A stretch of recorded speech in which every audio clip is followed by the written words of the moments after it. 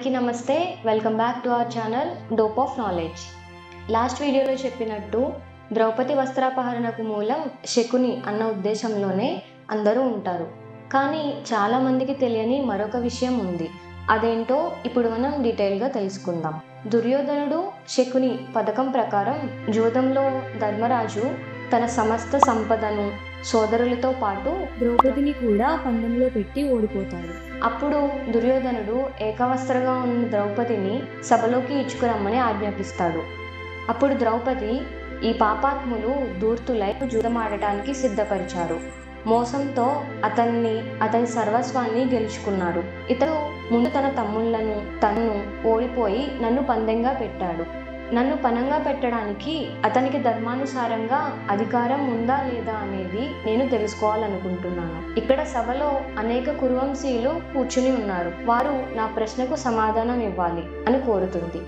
సభలో అంతమంది ఉన్నా ఏ ఒక్కరూ అన్యాయాన్ని అడ్డుకోరు. కౌరవుల్లో ఒకరైన వికర్ణుడు ఆమె మాటలను సమర్థిస్తున్నప్పుడు కర్ణుడు అడ్డుపడి యుధిష్ఠరుడు, ధర్మరాజు మరొక పేరే యుధిష్ఠరుడు, తన సర్వస్వాన్ని పనంగా పెట్టి ఓడినప్పుడు ద్రౌపది ఓడిపోకుండా ఎలా ఉంటుంది?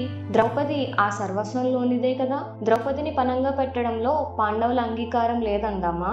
రజస్వల అయిన ద్రౌపదిని సభలోకి తీసుకురాకూడదు అని నీవు అనుకున్నట్లయితే దానికి కూడా సమాధానం చెబుతాను విను. దేవతలు స్త్రీకి ఒక్క భర్తనే విధించారు. కానీ ద్రౌపదికి 5గురు భర్తలున్న కారణంగా ఆమె నిస్సందేహంగా వేసేయే. కనుక ఆమె ఏకవస్త్ర అయినా వివస్త్ర అయినా గాని సభలోకి తీసుకురావడంలో తప్పేం లేదనేది నా ఉద్దేశ్యం అని చెప్పి దుశ్శాసనుని వైపు చూసి, దుశ్శాసన, వికర్ణుడు బాలుడు కావడం వల్ల పెద్ద పెద్ద మాటలు మాట్లాడుతున్నాడు, అవేమీ పట్టించుకోకు, పాండవుల యొక్క ద్రౌపది వస్త్రాలన్నీ ఊడది అని చెప్పాడు. కర్ణుని మాటలు వింటూనే పాండవులందరూ తమ తమ ఉత్తరీయాలను తీసివేశారు. అప్పుడు దుశ్శాసనుడు వస్త్రాపహరణం గావిస్తాడు. ఇక్కడ మాయాజూదం ఉపాయం శకునిదే అయినా ద్రౌపదిని అవమానించి వస్త్రాపహరణం చేయమని చెప్పింది కర్ణుడే. ఇక కురుక్షేత్ర యుద్ధంలో చూసుకుంటే భీష్ముడు ఉన్నంత వరకు యుద్ధభూమిలో అడుగు పెట్టనని ఓ సందర్భంలో అంటాడు కర్ణుడు. ఆ కారణంగా మొదటి 10 రోజులు కర్ణుడు యుద్ధానికి రాలేదు. 13వ రోజు పద్మవ్యూహంలో ప్రవేశించిన అభిమన్యుడిపై ద్రోణుడు, కర్ణుడు, భీష్ముడు అందరూ కలిసి దాడి చేసిన అభిమన్యుడు నిలబడ్డాడు. కర్ణుడి కవచాన్ని పెకలించి చర్మాన్ని చీల్చేస్తే కర్ణుడు రథంపై కూలిపోయాడు. తేరుకుని తిరగబడిన అభిమన్యుడి దాటికి నిలవలేకపోయాడు. ఆ సమయంలో పారిపోతూ ద్రోణుడి దగ్గరికి వెళ్ళి రేపటి నుండి యుద్ధం ఉండదు, అభిమన్యుడు అందరినీ చంపేస్తాడంటూ రెచ్చగొట్టాడు.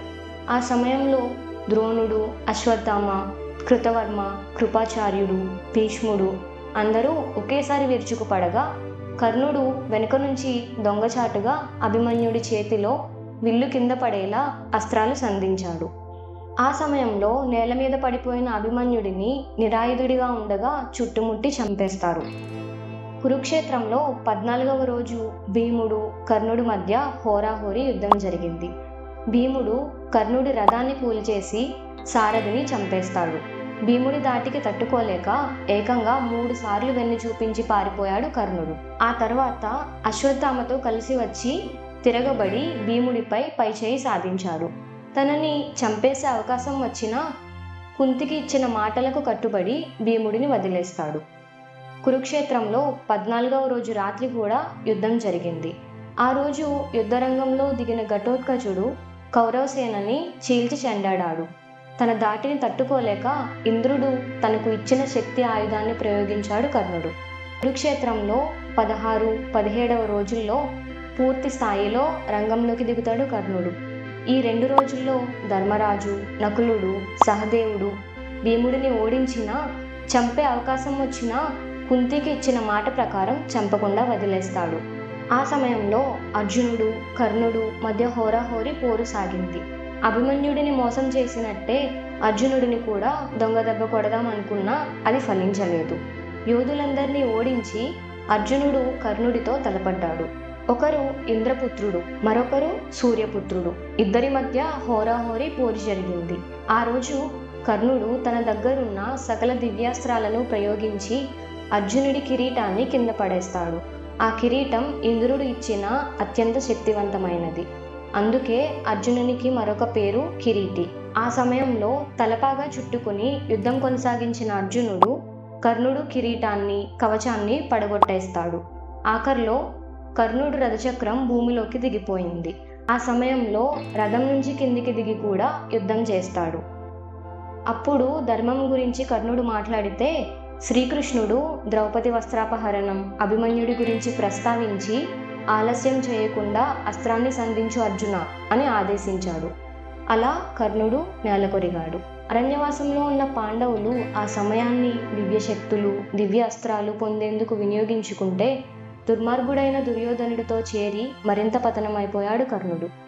అయితే కర్ణుడిలో దానగుణంతో పాటు మరో అద్భుతమైన విషయం ఏంటంటే ఒక్కసారి తనను చేరదీసిన తర్వాత దుర్యోధనుడిని స్నేహితుడిగా నమ్మాడు. ఆ క్షణం నుంచి ప్రాణం పోయే వరకు తనతోనే ఉన్నాడు.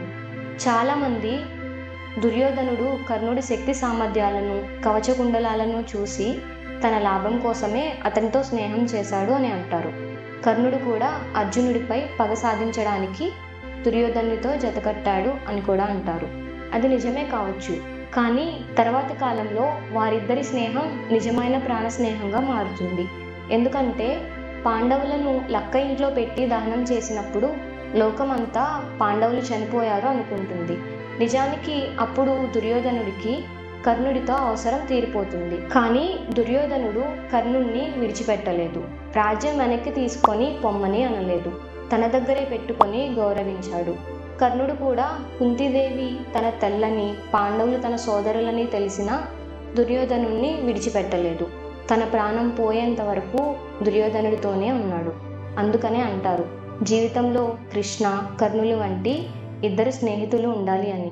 ఒకరు ఎప్పుడూ మన వెంటే ఉండి మనల్ని మంచి మార్గంలో నడిపిస్తే, ఇంకొకరు మనం చెడు మార్గంలో ఉన్నా కూడా విడిచిపెట్టకుండా తోడుగా నిలుస్తారు అని. ఇక కర్ణుని ముంచేసిన 3 శాపాల గురించి తర్వాత వీడియోలో తెలుసుకుందాం. మీకు ఈ కంటెంట్ నచ్చిందా? మిస్ చేస్తే మళ్ళీ మనం కలవకపోవచ్చు. సో ఇప్పుడే ఛానల్ని సబ్స్క్రైబ్ చేసి పక్కనే ఉన్న బెల్ ఐకాన్ని క్లిక్ చేయండి. అలాగే వీడియోను లైక్ చేసి మీ ఫ్రెండ్స్ అండ్ ఫ్యామిలీ మెంబర్స్కి కూడా షేర్ చేయండి. నెక్స్ట్ వీడియోతో మళ్ళీ కలుద్దాం. నమస్తే.